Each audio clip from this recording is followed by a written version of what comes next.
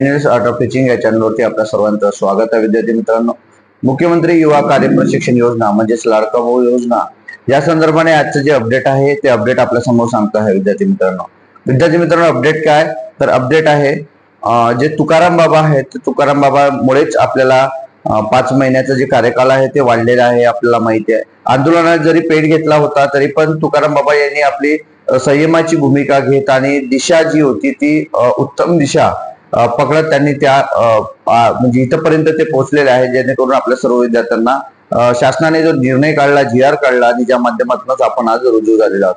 परंतु आपल्याला कायमस्वरूपी नाही, पण आपल्याला 11 महिन्याचा जेव्हा कंत्राटी GR काढून आपल्याला 11 महिन्याचं जर काम मिळालं तर आपल्या सर्व विद्यार्थ्यांना हाताला नक्कीच काम मिळेल आणि रोजगार सुद्धा मिळणार आहे. विद्यार्थी मित्रांनो, यासाठीचा जो प्रयत्न करत आहे त्यासाठी ज्या भेट आहेत त्या भेटी पुन्हा कोणाच्या होणार आहेत ते सांगतोय आपल्याला. मोहन भागवत यांच्याशी ते भेट घेणार आहेत. ते आपल्याला माहिती आहे की मोहन भागवत कोण आहेत.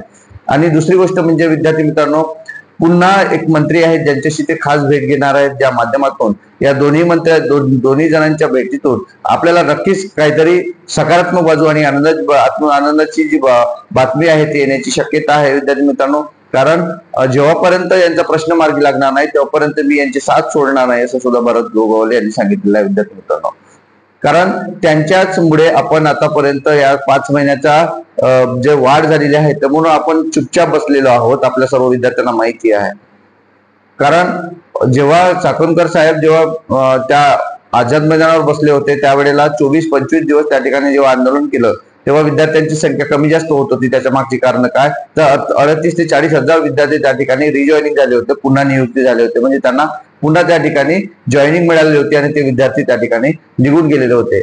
मग या सर्व गोष्टीमुळे जर या तुकाराम बाबा यांच्यामुळे जर या सर्व गोष्टी होत असेल तर विद्यार्थी मित्रांनो आपल्याला माहिती आहे की पुन्हा सकारात्मक राहणं गरजेचं आहे आणि ही सकारात्मक भूमिका त्यांनी आपल्या समोर सांगितलेली आहे. आणि काल लाईव्ह आल्यानंतर त्यांनी ते सांगितलं की मी 21 तारखेला, मग कधी भेटणार आहे तर 21 तारखेला ते भेटणार आहेत. 21 तारखेला ते भेट घेऊन त्यात काय निष्पन्न होते, काय त्यावरती तोडगा निघते, त्यावरती काय चर्चा केली जाते हे महत्वाचं आहे. विद्यार्थी मित्रांनो, कारण आपल्याला त्याच्याशिवाय आपल्याला पर्याय नाही. कारण 5 महिने झाल्यानंतर तुम्ही नंतर करणार काय, कारण कोणता निर्णय शासन घेतं हे अजूनपर्यंत त्यांनी सांगितलेलं नाहीये.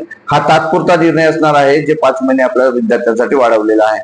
विद्यार्थी मित्रांनो, दुसरा विषय जो आहे तो दुसरा विषय म्हणजे मार्च आणि एप्रिल महिन्याचा पगार, म्हणजे फेब्रुवारी आणि मार्च महिन्याचा पगार म्हणजे मानधन. आपल्याला माहिती आहे फेब्रुवारी महिन्याचं जे मानधन आहे काही जिल्ह्यांमधलं मानधन हे झालेलं आहे. काही जिल्हे म्हणजे बहुतेक करून सर्व जिल्ह्यातलंच मानधन झालं आहे. काही विद्यार्थी या ठिकाणी सुटलेले आहे. विद्यार्थी मित्रांनो, दुसरी बाब मार्च महिन्याचं मानधन हे डिपार्टमेंट कोणतंही असो तरी अजूनपर्यंत झालेलं नाही. आपल्याला माहित आहे मार्च एंडिंगचा जो महिना असतो तो महिन्यात कोणताही पगार किंवा वेतन आहे किंवा मानधन आहे ते 1 महिना किंवा 15 ते 20 दिवसापेक्षा जास्त हे लेट होत असते. त्यामुळे हा जो पगार आहे, मानधन आहे विद्यार्थी मित्रांनो, हा नक्कीच 2 ते 3 दिवसामध्ये पुन्हा 2 ते 3 दिवसांमध्ये होईल. कारण आता 16-17 तारीख आलेली आहे, लक्षात घ्यायचं म्हणजे 15 तारीख आलेली आहे.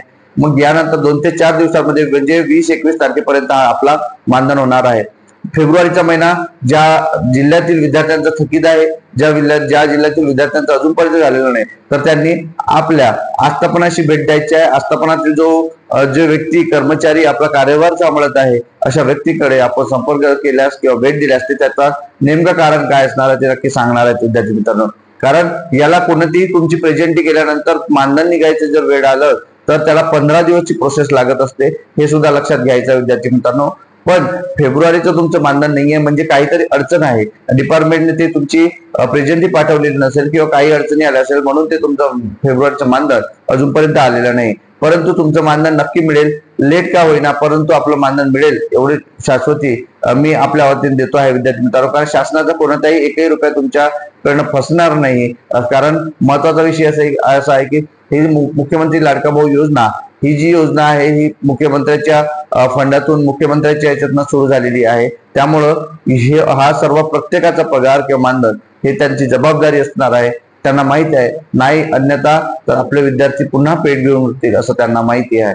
म्हणून विद्यार्थी मित्रांनो, जे तुकाराम बाबा यांचे अपडेट 21 तारखेची भेट आणि फेब्रुवारी आणि मार्च महिन्याचे हे मानधन दोन्ही अपडेट आहे. ही अपडेट माहिती आपल्याला कशी वाटली नक्की कमेंट बॉक्स मध्ये कळवा आणि अशाच अपडेट करता माझ्या चॅनलला सबस्क्राईब करा. धन्यवाद.